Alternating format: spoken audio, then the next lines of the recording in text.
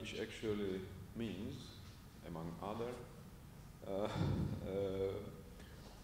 diplomatic events, that this year is going to be very busy for all of us. For you, the journalists who follow international relations, and for us diplomats who are directly engaged in doing things in diplomacy. And I hope for close collaboration with all of you in the same way we've been doing it last year. I hope that while you were waiting for me, you had some tea or coffee here. Please, you're welcome, and during the briefing, after the briefing also. So I would like to start from just in Russian foreign policy in the first month of the year. Well, first of all, actually, in the very end of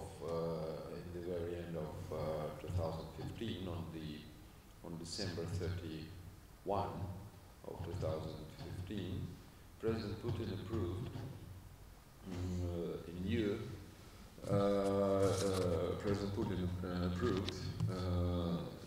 updated version or updated national security strategy, and this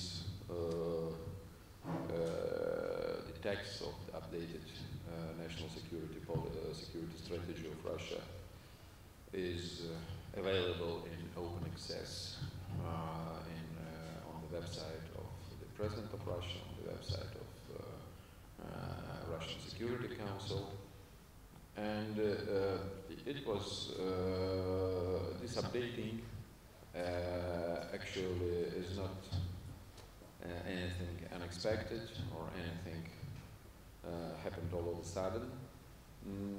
It is that's what we planned to do because according to our legislation, the national security strategy needs updating every 6 years, or once in 6 years, and the most recent updating took place back in 2009.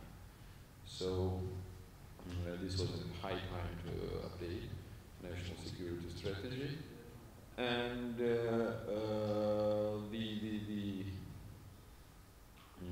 because many events, many new trends took place and appeared for these 6 years. And first of all, I would like to underscore that there was no significant change of our security strategy. There was no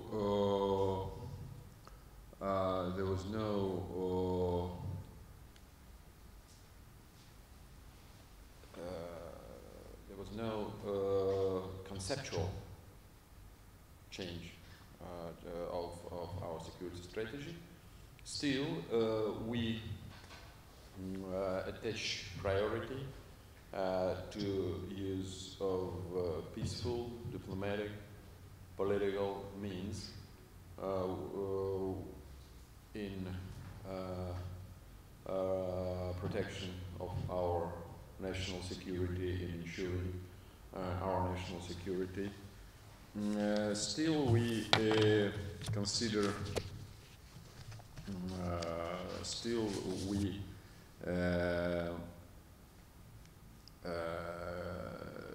confirm in our updated version of national security strategy, we confirm continuity of Russian foreign policy, which is open, rational, pragmatic, and which rules out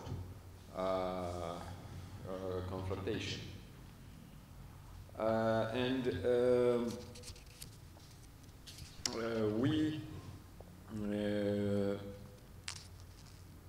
I would like just to draw your attention to the point, to one very important point, that in Western media, in Western, let's say, governments and capitals, there was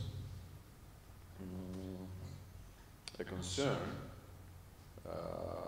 expressed and about alleged positioning in our national security strategy of the NATO bloc, North Atlantic Treaty Organization, as a threat to Russian national security.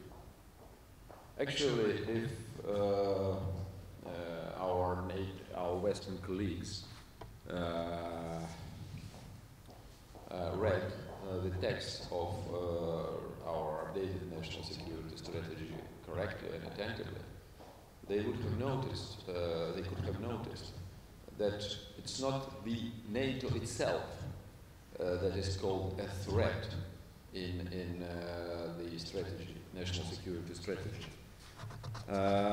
It is, I will quote you,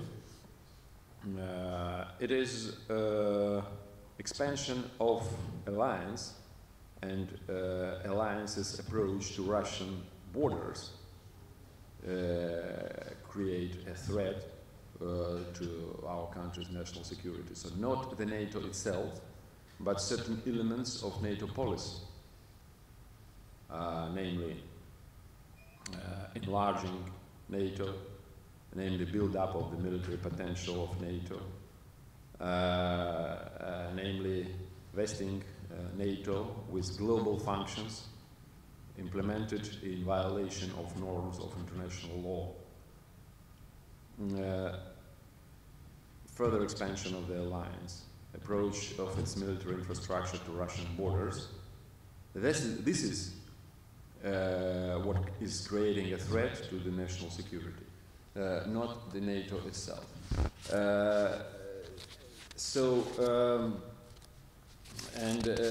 By the way, Russian national security concept is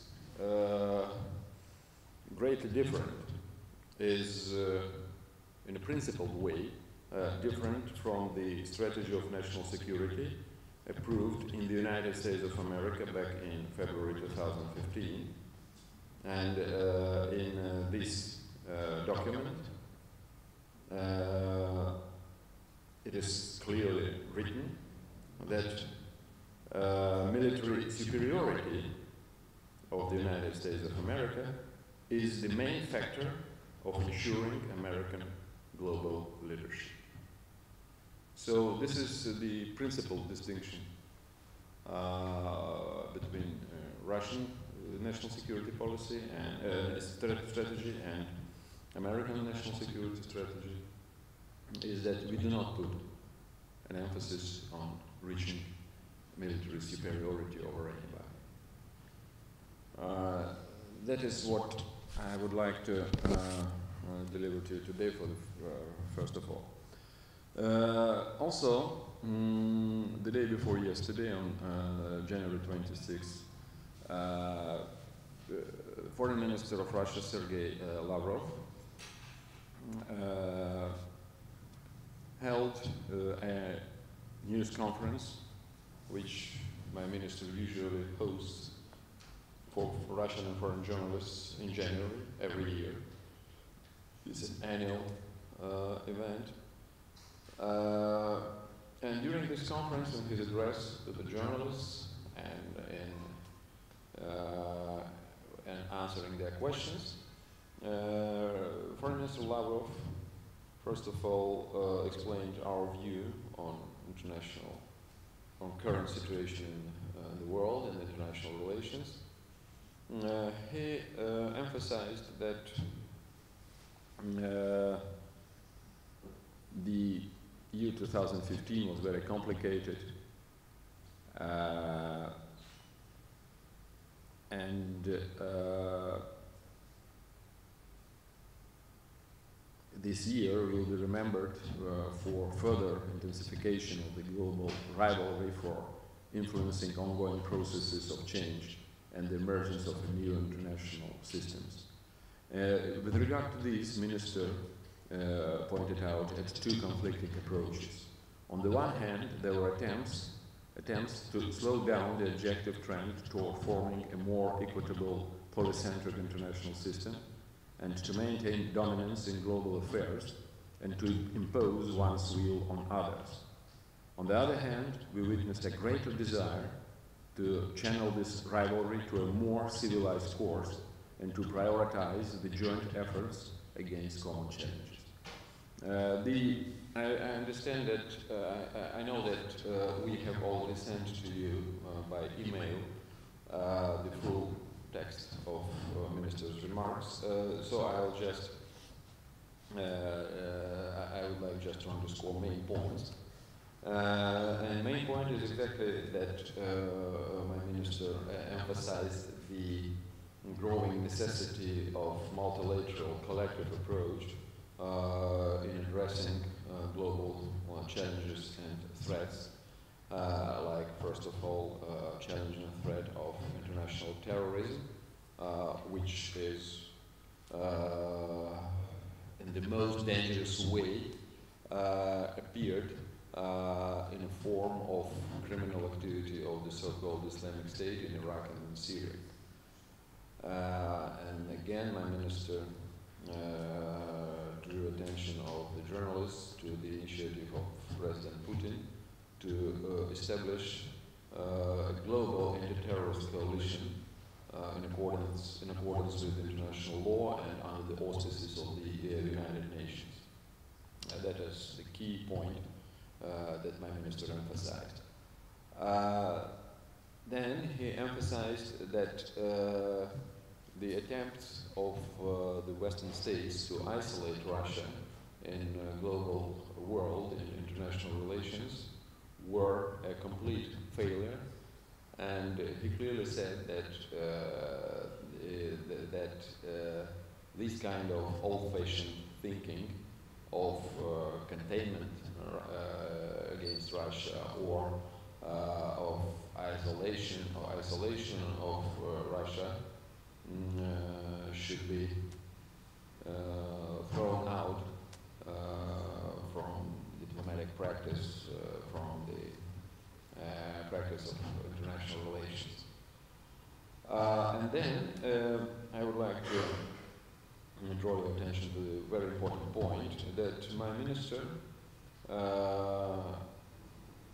emphasized the importance of the Asia-Pacific region for Russia, for its diplomacy.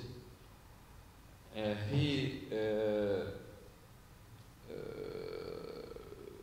announced that in May 2016 in the city of Sochi, the Russian side will host a Russia-ASEAN summit in commemoration of the 20th anniversary of dialogue partnership between Russia and ASEAN. He also said that Russia attaches great importance to further involvement, further participation in the processes of regional integration, and informed the journalists that, in our view, one of the main topics for discussion between President Putin and leaders of 10 ASEAN member states is going to be our idea to launch consultations between Eurasian Economic Union, which is consisting of Armenia, Belarus, Kazakhstan, Kyrgyzstan and Russia, and ASEAN and Shanghai Cooperation Organization. This is idea which President Putin announced in his annual address to the Russian Parliament in December 2015, and I remember that I have already explained to you about this idea. So now we would like to see it on the agenda of Russia-ASEAN summit. Also, it is pleasure for me to say that the other day in Moscow, my colleague, Indonesian ambassador to Moscow, Jauhari Auratmangun, informed the journalists that President Joko Widodo would take part in, would attend this Russia-ASEAN summit in Sochi in May. So it's a pleasure for me to hear it from my colleague, and I would like to appreciate President's decision to join the summit, to go to come to Sochi, to visit Sochi, to attend Russia-ASEAN summit. It is will be very important for the summit. It will be very important for bilateral relations between Russia and Indonesia. And I must say that during the first month of 2016, our relations with Indonesia were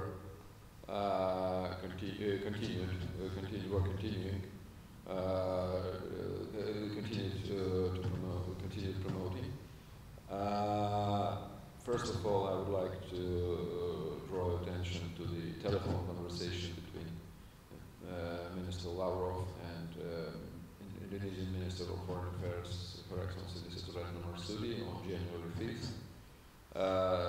Ministers discussed the situation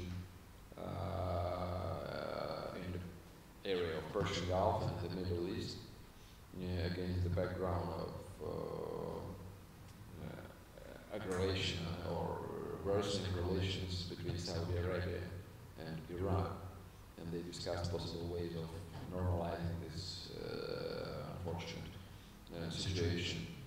And then on the 8th of January, Minister of Industry and Trade of Russia, co-chairman of Russian-Indonesian Joint Intergovernmental Commission on Economic Cooperation, Mr. Denis Manturov, visited Indonesia. He had very fruitful meeting with His Excellency the President of Indonesia, Mr. Joko Widodo. He had very good discussions with Coordinating Minister of Economic Affairs, Mr. Darmin Nasution, with the Minister for National Planning, Mr. Sofian Jalil. He had a very good meeting with Indonesian business leaders, headed by Mr. Rosan Ruslani, newly elected chairman of Kadin Indonesia, Chamber of Commerce and Industry of Indonesia. He had meetings with many others Indonesian high-ranking government officials. So we started the year with from very important bilateral context, which confirmed once again that Russia and Indonesia's relations are very close, are very constructive, and that our countries are cooperating to solve acute international issues and are cooperating to promote further their bilateral relations, including mutually beneficial economic cooperation. So actually, this is my introduction for today, and with pleasure I will try to respond to your questions.